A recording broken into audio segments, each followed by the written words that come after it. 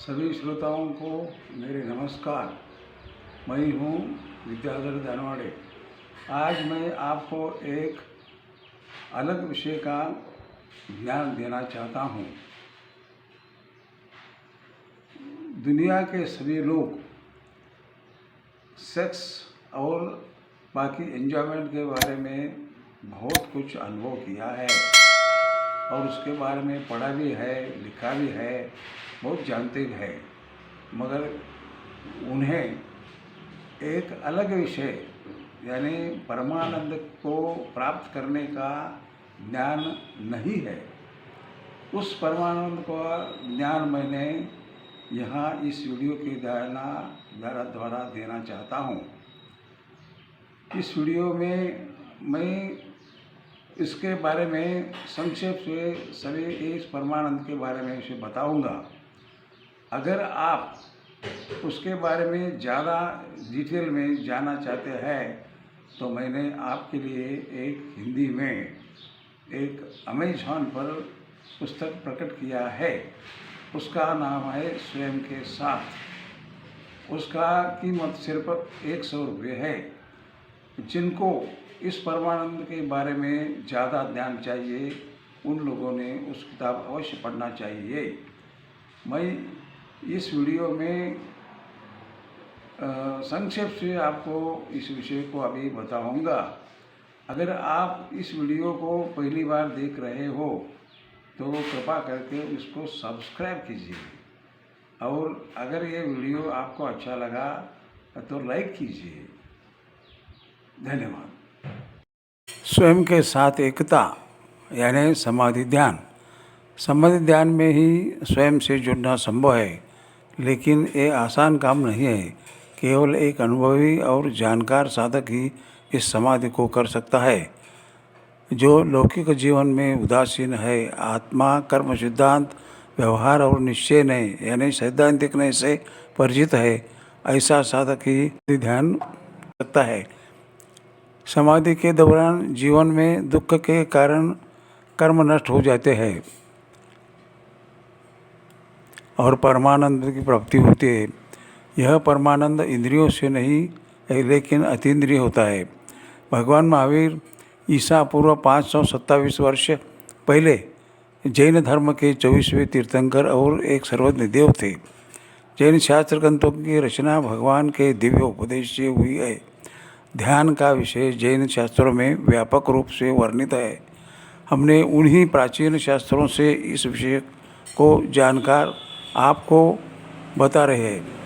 काल लब्धि से एक व्यक्ति के मोहनीय कर्म कम हो जाते हैं, उस वक्त वह एक आध्यात्मिक साधक बन सकता है। उसके आध्यात्मिक परिस्थिति के अनुसार जैन शास्त्रों ने 4 प्रकार के ध्यान की रचना की है। वे है पदस्थ, पिंडस्थ, रूपस्थ और रूपातीत। पदस्थ और पिंडस्थ ध्यान एक नए साधक के लिए बहुत आसान होते हैं। रूपस्थ और रूपातीत ध्यान करने के लिए साधक को आत्मा और कर्म के सिद्धांत का ज्ञान होना चाहिए। रूपस्थ ध्यान में साधक भगवान की स्तुति और भक्ति करता है। रूपातीत ध्यान में समाधि है, एक अतीन्द्रिय और उच्च स्तरीय ध्यान है। इसे कायोत्सर्ग भी कहा जाता है। साधक को व्यवहार और निश्चय नय का ज्ञान होना चाहिए। आत्मा और कर्म सिद्धांत का पूर्ण ज्ञान होना चाहिए। लौकिक जीवन में उसकी रुचि कम होनी चाहिए। इन सभी ध्यानों के बारे में आप उपरोक्त पुस्तकों में पढ़ सकते हैं। अब मैं यहाँ विस्तार से केवल रूपातीत ध्यान यानी समाधि ध्यान के बारे में ही कहूँगा, इसलिए आपको आत्मा और कर्म के मूल सिद्धांतों को जानने की ज़रूरत है। मैं यहाँ संक्षेप में बता रहा हूँ। जीव एक व्यक्ति को तब तक जीवित कहा जाता है जब तक उसके शरीर में आत्मा निवास करती है। जब आत्मा शरीर छोड़ती है तो उसे मृत घोषित कर दिया जाता है और शरीर को लाश कहा जाता है। इससे सिद्ध होता है कि शरीर जीव नहीं है और जीव शरीर से भिन्न है। व्यक्ति की वास्तविक पहचान केवल जीव है, शरीर नहीं। इस जीव को जैन सिद्धांतों में आत्मा के रूप में जाना जाता है। आत्मा सभी प्राणियों के शरीर में निवास करती है।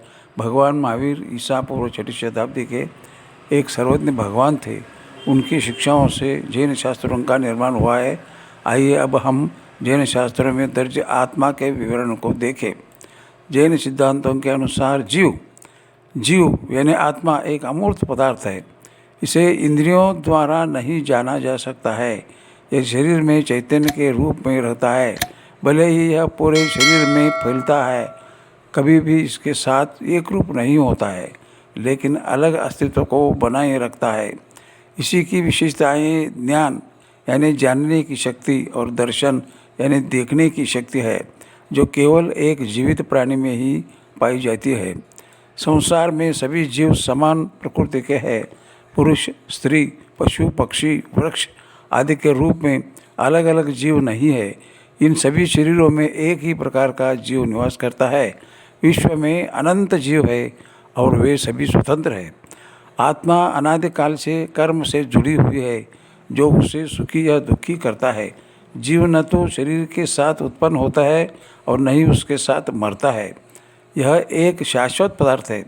शरीर को जन्म और मृत्यु होती है, लेकिन आत्मा एक शाश्वत पदार्थ है। उसका न जन्म है और न मृत्यु। संसार चक्र जैन सिद्धांतों के अनुसार एक जीव पुनर्जन्म के चक्र में भटकता है। तिर्यंच, नारकी, मनुष्य और देव, इन 4 गति होते हैं। जीव इन गतियों में जन्म लेते हुए संसार चक्र में भटकता रहता है। तिर्यंच और नरक गति में जीव केवल दुख का अनुभव करता है, तो कोई जीव कर्म के विरुद्ध कार्रवाई के बारे में नहीं सोच सकता। एक देवता के रूप में वह आजीवन इंद्रिय सुख और सेक्स का आनंद लेता है, इसलिए वह धर्म और कर्म के खिलाफ कार्रवाई के बारे में नहीं सोच सकता। केवल मानवीय स्थिति में एक व्यक्ति धर्म का पालन कर सकता है, कर्म के विरुद्ध कार्य कर सकता है और स्थायी सुख प्राप्त करने के लिए उसे नष्ट कर सकता है। कर्म का सिद्धांत। अब हम कर्म का सिद्धांत समझेंगे। इस सिद्धांत को आप किताब से ही समझिए। नया कर्म 2 प्रकार से बनता है। जब कोई व्यक्ति परोपकारी और पुण्य कार्य करता है या शुभ भावनाओं को महसूस करता है, तो वह शुभ कर्म को बांधता है, जो बाद में सुख की ओर ले जाते हैं। यदि वह हिंसा करता है या बुरी भावनाओं का आनंद लेता है, तो वह अशुभ यानी पाप कर्म को बांधता है, जो उसे भविष्य में दुख देता है। एक व्यक्ति ने अतीत में बुरे कर्म किए होंगे, लेकिन अब अगर वह सम्यक दृष्टि और सम्यक आचरण के साथ है, तो वह उसी कर्म को पुण्य में बदल सकता है। आत्मा की 3 अवस्थाएं। आध्यात्मिक स्थिति के अनुसार लोगों को 3 प्रकार में विभाजित किया गया है। वे है बहिरात्मा, अंतरात्मा और परमात्मा। सभी शरीरों में आत्मा 3 अवस्था में मौजूद है। बहिरात्मा, अंतरात्मा और परमात्मा। बहिरात्मा को त्याग देना चाहिए और अंतरात्मा की सहायता से परमात्मा को प्राप्त करना चाहिए। ये एक ही आत्मा की 3 अवस्थाएं हैं। अब बहिरात्मा के बारे में, जो अपने शरीर को स्वयं ऐसा मानता है, वह एक बहिरात्मा है। वह आंतरिक आत्मा को नहीं जानता। जैसे वह शरीर को अपना समझता है, वह कामुक सुखों में प्रसन्न होता है। वह स्वादिष्ट खाना खाता है, खुशबू पसंद करता है, सुंदर चीज़ें पसंद करता है, मधुर संगीत सुनता है और सेक्स का आनंद लेता है, लेकिन ये सब उसे क्षणिक सुख देते हैं। आध्यात्मिक व्यक्ति को बहिरात्मा स्थिति को त्याग कर अंतरात्मा को स्वीकार करना चाहिए। अंतरात्मा, जो व्यक्ति मानता है कि मैं एक शरीर नहीं हूँ, बल्कि मैं एक आंतरिक आत्मा हूँ। मैंने इस शरीर के साथ आज जन्म नहीं लिया है और न ही इस शरीर के साथ मरूंगा। मैं एक शाश्वत आत्मा हूँ। वह जो अंतरात्मा बनना चाहता है, उसे सभी बाहरी मामलों के में रुचि और मन में श्रम को त्याग देना चाहिए। परमात्मा पर चिंतन।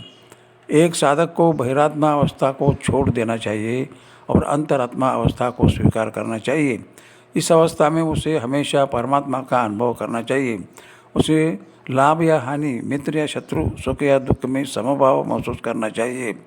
उपर्युक्त ज्ञान से परिचित साधक अब समाधि साधना करने के योग्य है। अब समाधि के बारे में समझेंगे। स्वयं से जुड़ जाना समाधि कहलाता है। एक उच्च स्तरीय अतीन्द्रिय ध्यान है। इस ध्यान को करने वाला अंतरात्मा होना चाहिए और मन को आत्मा पर ही केंद्रित करना चाहिए। इस समाधि ध्यान के साधक को व्यवहार और निश्चय नयों का यानी सैद्धांतिक नयों का ज्ञान होना चाहिए। उसे आत्मा की स्वरूप और पुनर्जन्म के चक्र में भटकना समझ लेना चाहिए। निश्चय से साधक मानता है कि वह शरीर से अलग है, लेकिन लौकिक विषय सभी उसके शरीर से संबंधित है, तो वह शरीर पर से मोह छोड़ देता है। तो इसलिए इसको कायोत्सर्ग ध्यान कहा जाता है।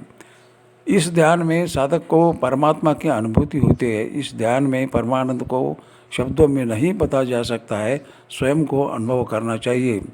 आत्मचिंतन साधक को ध्यान की मुद्रा में प्रारंभ में सामायिक करनी चाहिए और फिर निश्चय द्वारा शांत और स्तब्ध मन से आत्मचिंतन करना चाहिए।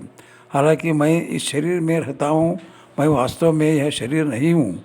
मैं इस शरीर के साथ पैदा नहीं हुआ और शरीर के साथ नहीं मरूंगा।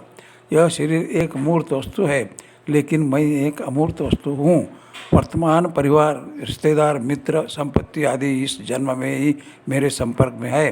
वे पिछले जन्म में मेरे साथ नहीं थे, अगले जन्म में मेरे साथ नहीं रहेंगे। इसलिए मैं उनसे जुड़ा नहीं हूँ, लेकिन उनके प्रति उदासीन की भावना हूँ। अब साधक को समाधि में जाना चाहिए। इस धीरे धीरे सांस लेनी चाहिए और अपनी दृष्टि को नाक के सिरों पर केंद्रित करना चाहिए। उसे शरीर को भूलकर अंतरात्मा के साथ एक हो जाना चाहिए। उसे यह ध्यान रखना चाहिए कि वह शरीर से भिन्न है। शुभ अशुभ भावों का परित्याग कर स्वयं को शुद्ध अवस्था में अनुभव करना चाहिए। इस स्थिति में कर्मों का वह प्रवाह बंद हो जाता है, इसलिए कोई बंधन नहीं होगा, केवल कर्म निर्जरा जारी रहेगा। उसे अब अपने आप को सर्वोच्च आत्मा के रूप में सोचना चाहिए। साधक अब अपने आत्मा की शुद्ध स्वरूप पर विचार करे। सिर्फ ज्ञान और दर्शन ही उसके गुण है। अन्य सभी भावनाएं जैसे क्रोध, मान, माया, लोभ आदि कर्म से उत्पन्न होते हैं, तो इस ज्ञान से वह बेकार के विचारों को त्याग देना चाहिए।